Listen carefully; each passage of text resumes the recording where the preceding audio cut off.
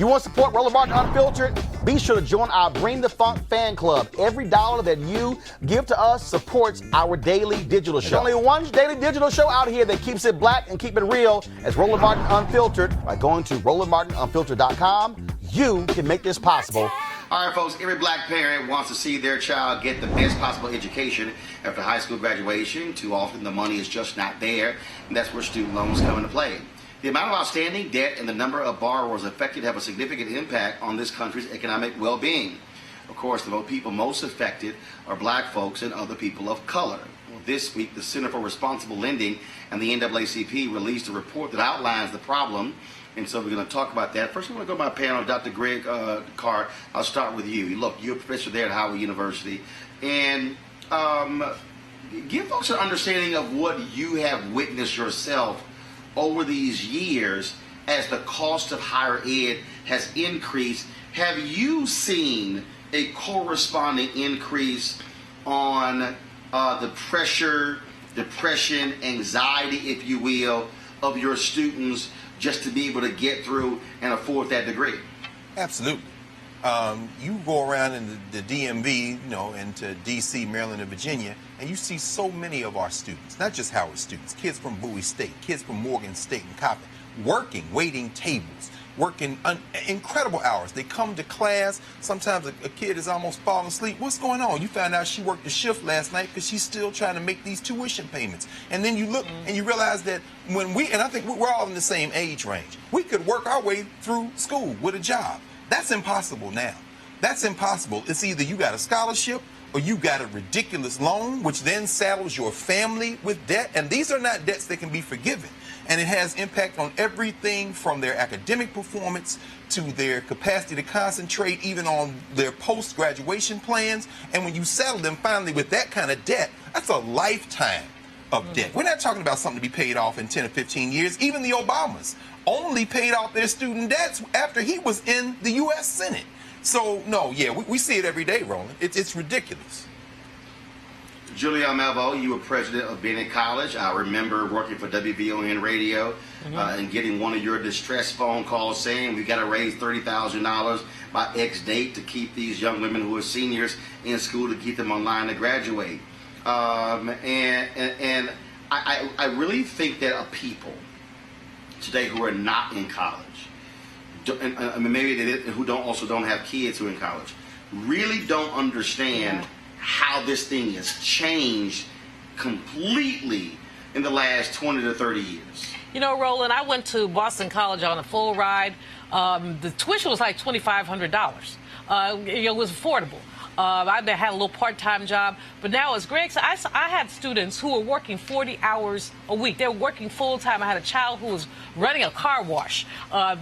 She was the manager of a car wash, and she was in school, and she was pledging, and she was cray-cray. I mean, she really, she was just basically, she was sleeping 2 hours a night. The worst thing about it is, as all of this has occurred, the Pell Grant has been fairly steady. It has not gone up with tuitions. Tuitions have gone up faster than the rate of inflation.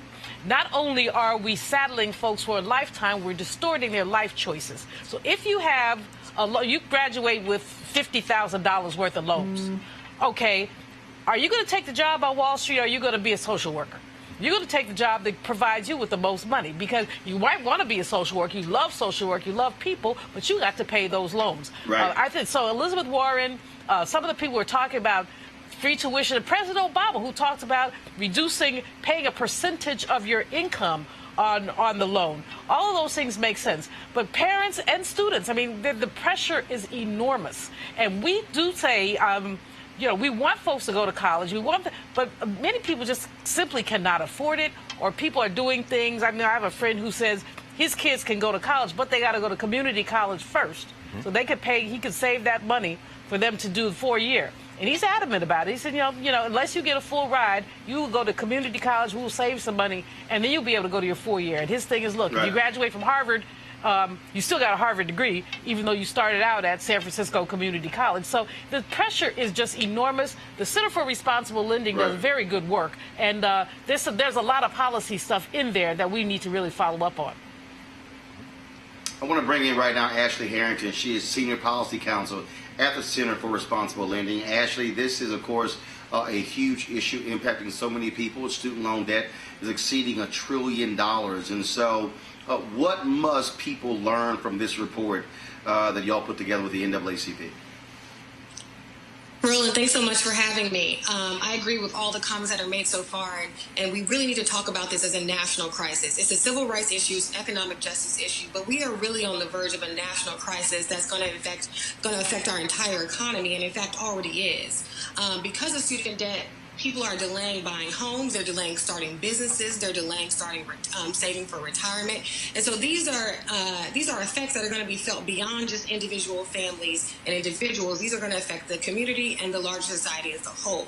And so we need to really be thinking about the fact that there is over $1.5 trillion in outstanding debt held by 44 million Americans, and that the default numbers are significantly high, and they're particularly high for students of color and Black students in particular. And we need to be concerned about that and recognize how we got here. And so what do we do, though? I mean, you have the candidates who are saying one thing, but the reality is Congress could act right now, and they simply haven't. Absolutely. So we advocate for a number of solutions. One, we need to streamline repayment, right? The repayment system right now is completely wacky. There are numerous repayment plans. Even income-based repayment plan is hard to access. Each plan has a different amount of what you would pay. So it needs to be completely streamlined. We need to get down to one plan that in the income-based repayment plan that really is based off 8% of your discretionary income instead of 10% or more. Because even under the current income-based system, we have seen that it's been completely unaffordable for many borrowers who are having to forego other necessities in order to make their student loan payments, because we know that the consequences of default on student loans are pretty severe. You can get your Social Security check offset. You can get your wages garnished. You can get your tax refunds garnished. And so we are seeing that happen. So we'd like to see the repayment plan drastically changed. We need to hold student loan servicers accountable.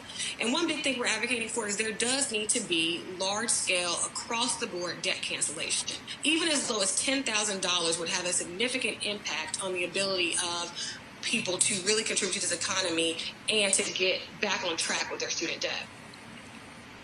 Michael Brown, what I don't understand, it's a whole bunch of white folks out there who voted for Trump who broke as hell and would support debt cancellation. And, you know, you wonder why this thing hasn't really blown up, how it really hasn't gotten effective. Donald Trump, frankly, hasn't done a damn thing in this area. In fact, Betsy DeVos in the Department of Education, his secretary, has allowed, frankly, the profiteers from for-profit colleges, folks who have been ripping folks off, to come back in, removing a lot of the constraints put on them by the Obama administration.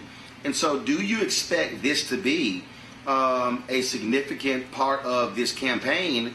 And is it something that if you're a Democrat, you should be running hard on, because this thing affects Black, white, Latino, Asian, Native American, doesn't matter, men, women, gay, straight, folks from every region of the country? They should be talking about it a lot, and there's several reasons. And we've talked about this before. We had the chat about the returning citizens voting in Florida, and there was this perception that it was kind of like a Black thing, and that's why a lot of the white folks in the Panhandle weren't getting involved. Same thing with this. Folks think this is a Black Latino thing. It doesn't really impact me. But as you mentioned, and whether there's a lot of white folks in Appalachia that would love to get their school and college debt retired. So, yes, it needs to be an issue, but that messaging has to be more encompassing than when you talk about, this will help Black people. Yes, it'll help Black people, but when you're running for president, you have to help all the people. And yes, you can care about certain segments. Clearly, 45 cares about a certain segment, but you have to run and be part of the whole community that you're running for.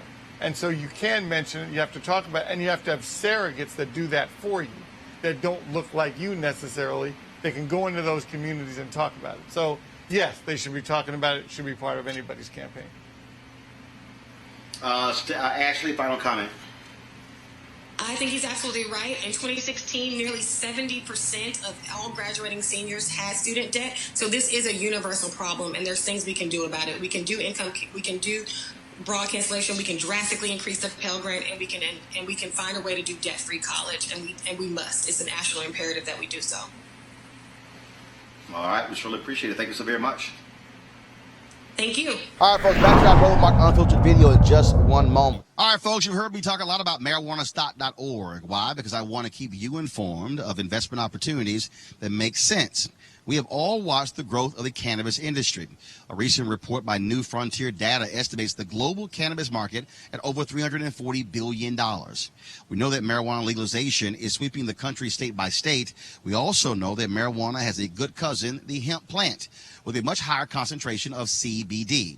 That means hemp gives you all of the medical benefits of marijuana without getting you high.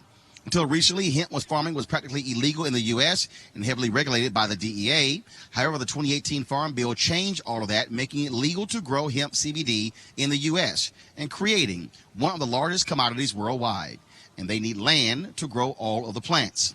Folks, this is not rocket science. It's just an investment, an incredible investment opportunity. And that's where our good friends at 420 Real Estate come in. In their business model, it is simple. They buy land that supports hemp CBD grow operations and lease it to licensed, high-paying tenants. That's right, they are hemp CBD landlords, and you can get in on the action. Our friends at 420 Real Estate decided to do something special for the Roland Martin Unfiltered family. Originally, the minimum investment level was $500. Right now, though, you can invest in the crowdfunding campaign for as little as $200. The range is from $200 to $10,000. Again, this is a $340 billion industry, okay, that is still growing, and you can get in with as little as $200. To invest, go to marijuanastock.org. That's marijuanastock.org. Get in the game, and you can do it now. Now back to your Roland Martin Unfiltered video.